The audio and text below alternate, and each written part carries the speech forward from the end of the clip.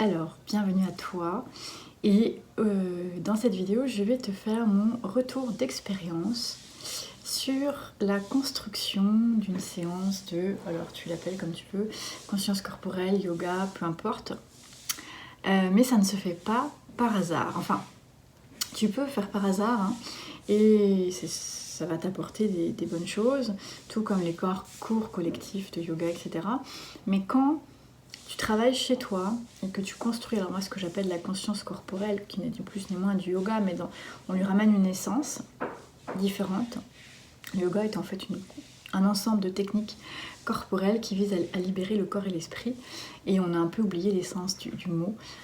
Alors moi ce que j'aime appeler c'est la conscience corporelle parce que c'est la même chose, mais avec en plus une conscience de pourquoi on fait ça, d'une identification à la base, et ça tombe bien puisque le livre Identité corporelle arrive bientôt, donc tu peux l'acheter en pré-vente.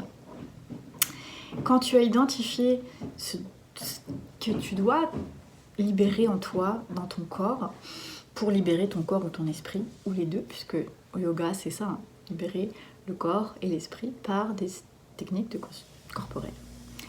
Et donc peu importe ton objectif de base, si c'est l'esprit ou le corps ou les deux, si tu le construis sur une structure, parce que tu as compris pourquoi, c'est d'autant plus efficace. Alors je te partage mon expérience. Donc j'ai appliqué la méthode ITS, hein, qui est une méthode que j'ai créée, qui s'appelle Identification, Transformation, Satisfaction. Et là je suis dans la satisfaction, tu vois, parce que donc j'ai identifié des choses que j'avais à travailler, donc pour simplifier, thyroïde, surrénal.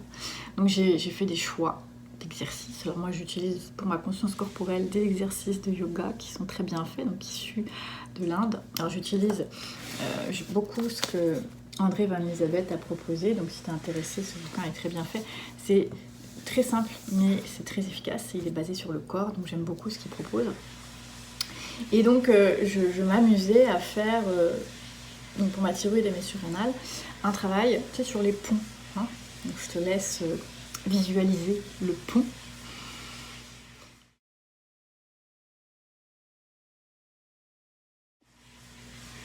Donc il y avait plusieurs, j'ai un autre livre là qui fait des déclinaisons, donc je me suis amusée à faire plusieurs déclinaisons du pont avec des trucs plus ou moins acrobatiques. Alors moi dans ma pratique ce que j'aime c'est essayer ce qui est simple et facile, et après c'est aller m'amuser à faire ce qui est acrobatique sans me faire mal bien sûr, en étant à l'écoute, conscience corporelle de mon corps. Donc j'ai fait une bonne séance de pont et je te dirais que j'ai bien senti que ça libérait, ça faisait vraiment du bien, mais de temps en temps il y a eu comme des émotions de panique qui sont montées, qui sont parties vite fait, hein, mais qui sont quand même montées, tu vois. Donc un lien avec les surrénales et la thyroïde.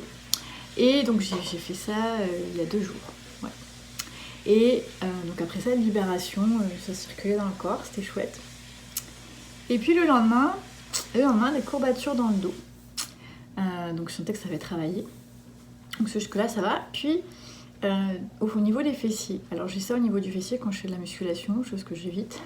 Parce que j'appelle ça renforce ce que j'appelle mon déséquilibre. C'est-à-dire qu'en musclant mes fessiers, qui ne sont pas dans leur physiologie, ça j'ai identifié, identification corporelle, quand je fais des musculation fessière, c'est pas très efficace, et de 2, ça me fait créer des tensions qui remontent et qui me créent des maux de tête. Donc hier, je me retrouve un peu avec ça quand même. Je dis, on va travailler sur ça, je comprends, parce que je suis en train de défaire ma structure. J'en suis là, donc quand on défait la structure, on peut s'amener vers des petites choses comme ça. D'où l'importance après d'être outillé. Donc ce que j'ai fait, c'est que j'ai fait des étirements fessiers. Donc ça a pas mal limité, j'ai pas eu vraiment de maux de tête, il est un peu monté, mais il est reparti. Et j'ai bien vu que mes fessiers étaient bien tendus. Et puis aujourd'hui, ça allait. Un petit flottement émotionnel. Alors c'est normal puisque j'ai travaillé sur thyroïde et surrénale qui sont la chakra racine et chakra de la gorge, donc on est sur des croyances qui se libèrent, et quand tu libères des croyances, si tu viens pas t'ancrer derrière, on peut être dans une espèce de flottaison, on sait pas trop où on va, donc ça peut se traduire par à quoi bon qu'est-ce que je fais dans la vie, tout ça. Tu vas me dire c'est pas très encourageant, mais si t'es outillé, c'est bien, tu vas voir. Donc aujourd'hui, qu'est-ce que j'ai fait ? j'ai travaillé des postures d'ancrage, donc on a travaillé les jambes, donc tout ce qui est posture de la montagne, guerrier, et toutes les déclinaisons. Donc j'ai un bouquin qui fait plein de déclinaisons assez intéressantes, acrobatiques, parce que moi ça m'amuse, donc du plus simple au plus acrobatique, donc je m'amuse, même si j'y arrive pas, je m'amuse avec des ajustements pour essayer d'aller sentir, puisque le corps est une mémoire, donc quand tu amènes ton corps, même avec des ajustements vers quelque chose que tu n'arrives pas, tu libères des choses et puis tu crées des nouveaux schémas au niveau du cerveau, de la plasticité cérébrale, donc tu vas forcément quelque part. Donc ça c'est chouette.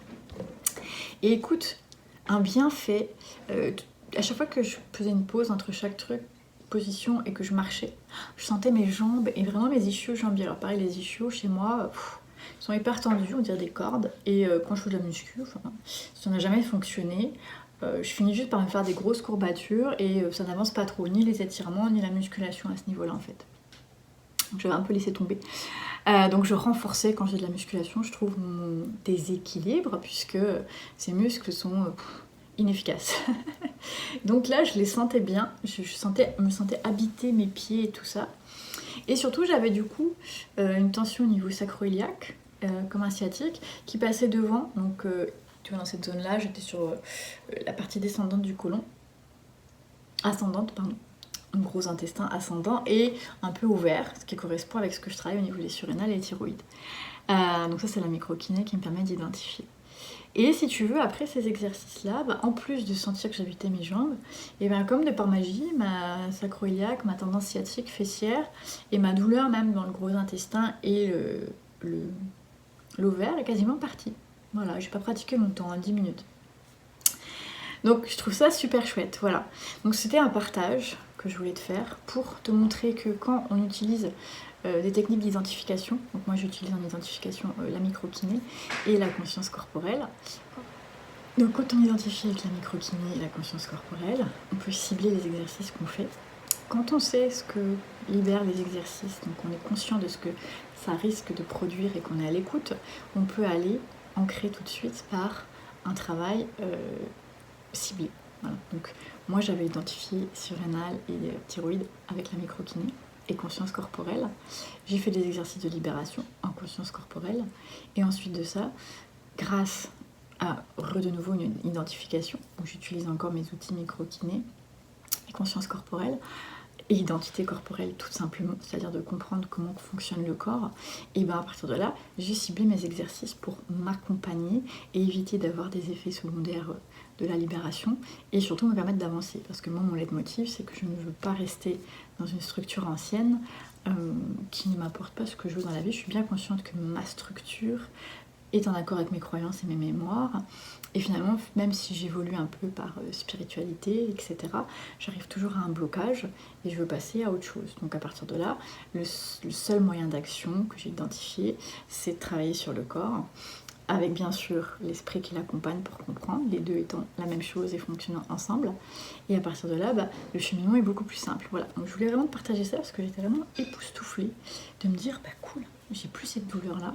Donc à partir du moment où il n'y a plus la souffrance physique, ça veut dire que la fonction physiologique se remet en route au niveau endocrinien, au niveau viscéral et donc au niveau émotionnel.